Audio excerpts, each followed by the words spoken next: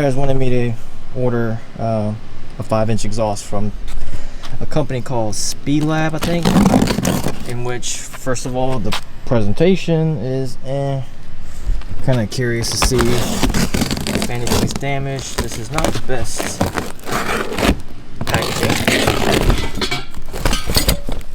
I got everything in, let's say, I got everything in about 4 days, so shipping was pretty quick.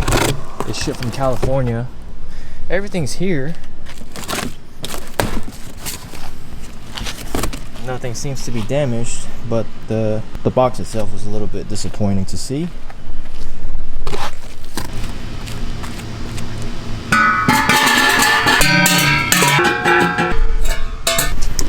And we have a 5-inch exhaust with a muffler, in which I don't need the muffler, so if anybody needs one, send me a message and I'll send you a muffler for your truck.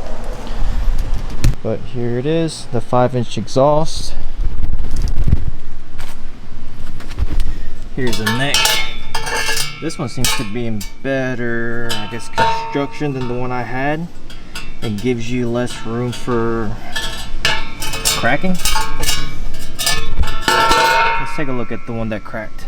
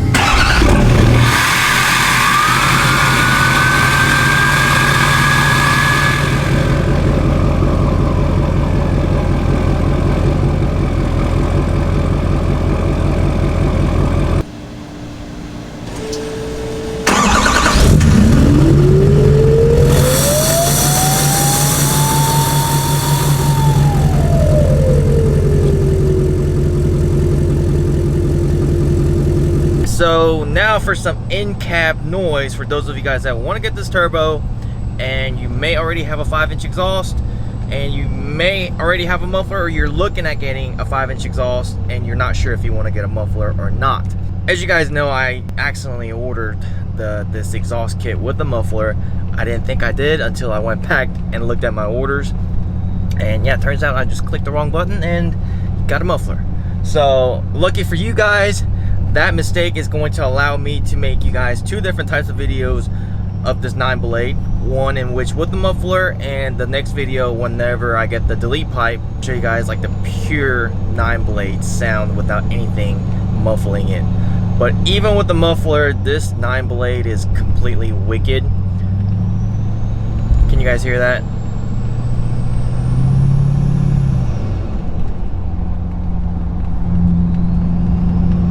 Trying to make sure you guys can hear the sound. Maybe I'll point it this way.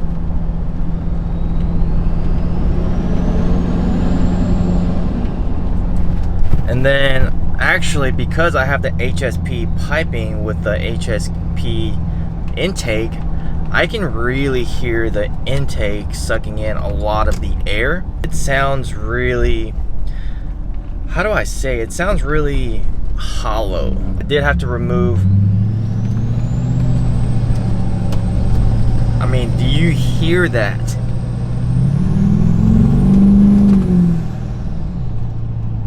That is crazy. Anyway, a lot of that maybe has to do with the fact that I got the hood insulator removed for now. I am in the process of installing some rock lights on there because I really want to show off the piping at night or at shows or whatever, etc. We've done it on several vehicles and it looks really cool. So now that I got some color underneath the engine bay, I want to show it off and show it off with JW Motorsports Go Rock lights. And I plan on selling a bundle kit for your hood lights. Like it's gonna be called a hood light bundle kit. So stay tuned for that video because I have already wired all the rock lights to the insulator and mounted them. So all I got to do is install it on the truck. So it'll be here in the next couple of weeks for that video. So just make sure to hit the subscribe button and stay tuned. But yeah, as far as that goes, I think the insulator maybe does have an impact on how much it muffles the intake sound and the turbo sound coming in the cab. Maybe it doesn't, I don't know, but we're gonna find out once I put the insulator. But for as of right now, this hood right here is just bare metal, so I think it can't really deflect a lot of the sound. So maybe that's why I'm hearing a lot more of the intake and the turbo. But I'm gonna open up this window. I'm gonna crack it open just a little bit so you guys can hear what the turbo sounds like.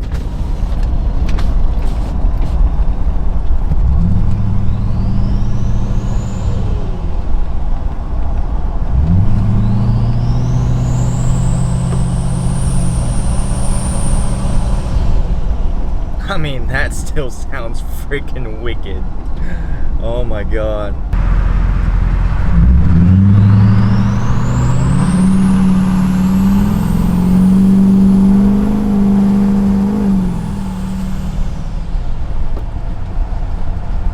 Turbo spools up really nicely and there's really no lag.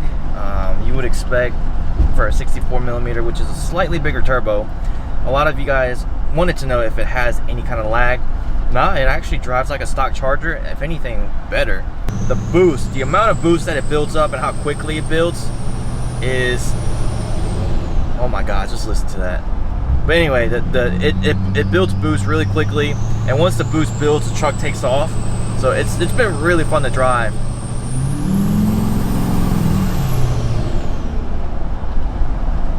But just listen to that. And that's with the muffler. I mean, I cannot even imagine what it's gonna sound like without the muffler.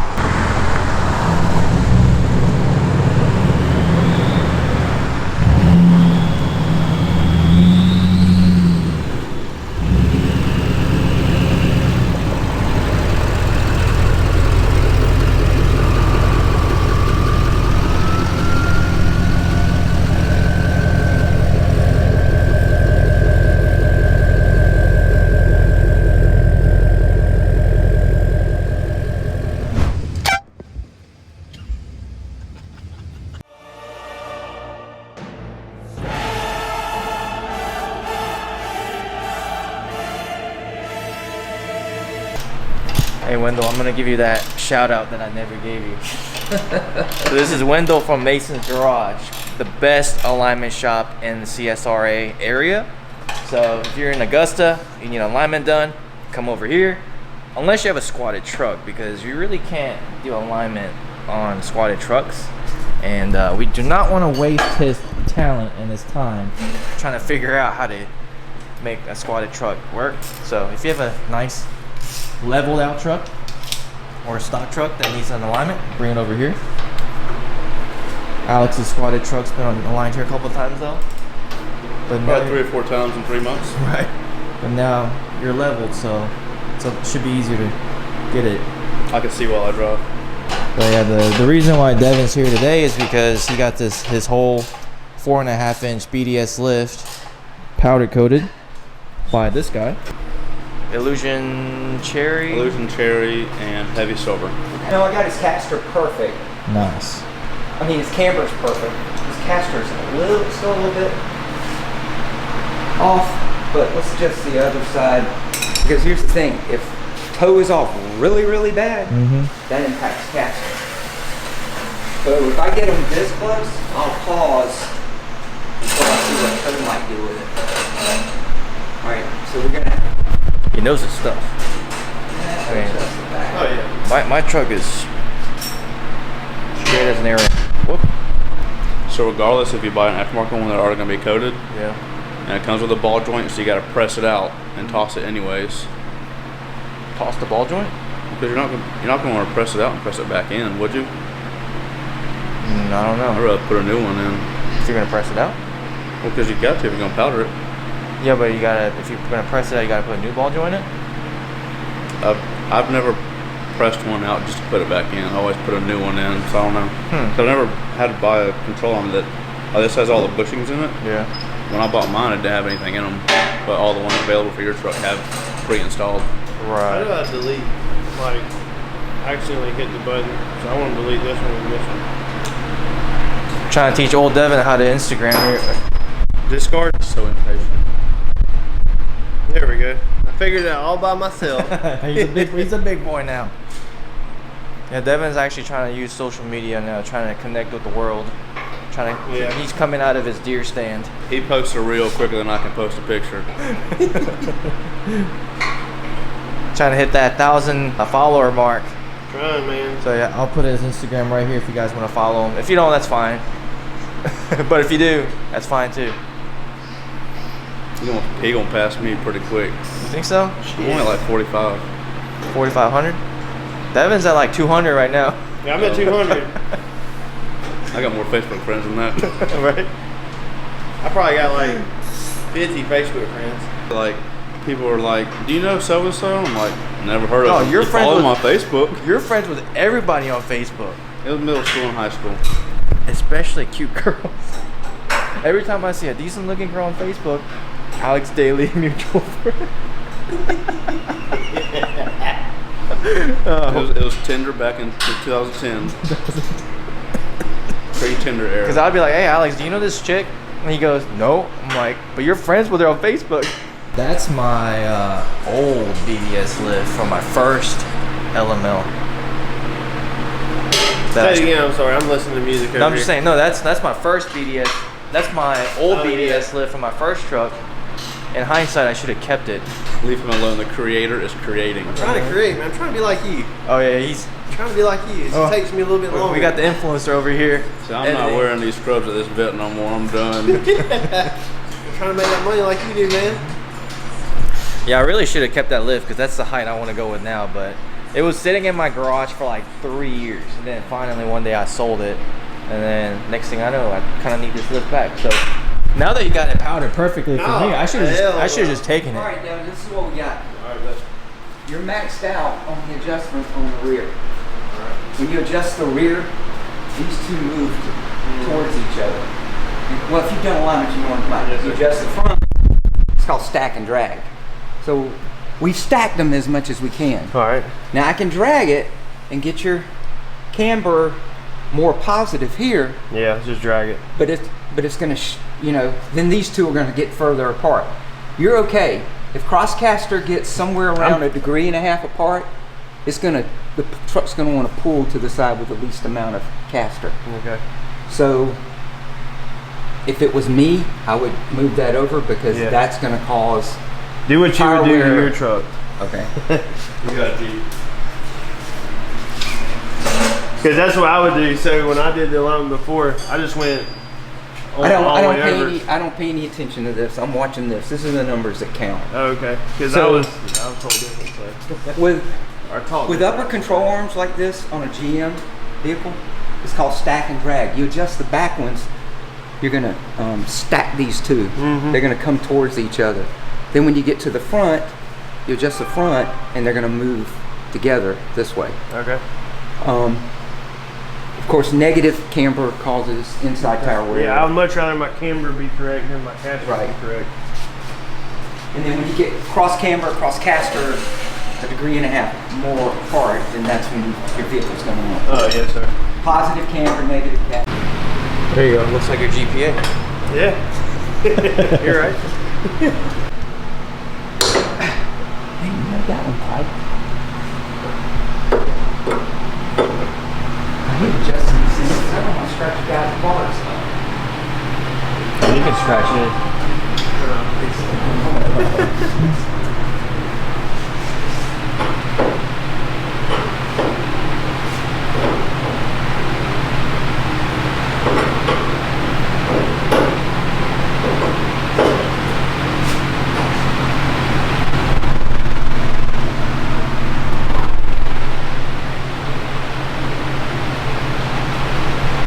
This is going down the road, steering wheel straight.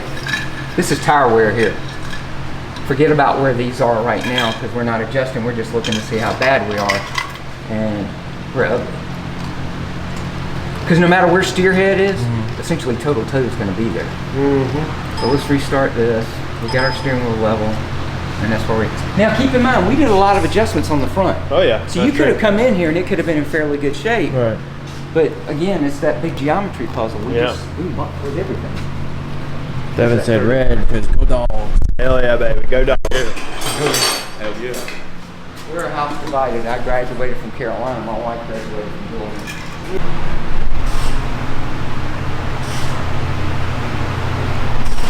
What are we raising the driver's side? Because Devin sits in the driver's side all the time, so it's a little lower. Yeah, it sits. I look like a lowrider. 31.2. He wanted his truck squatting so bad, he wanted it. I know. He ended up doing it sideways.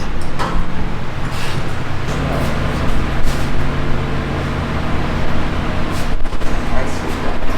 31.8. That's It went down to 31.6. Now we're back at 31.8. It's a good workout for Devin. Here, somebody get on the other side. That's what he's saying. He's got the leveling keys in here. Yeah. And the bolt literally is just right. I turned it all the way in, and I put my socket on and did one turn, and that's it. For the Just other so it side. doesn't fall out. Okay, so you don't have much room.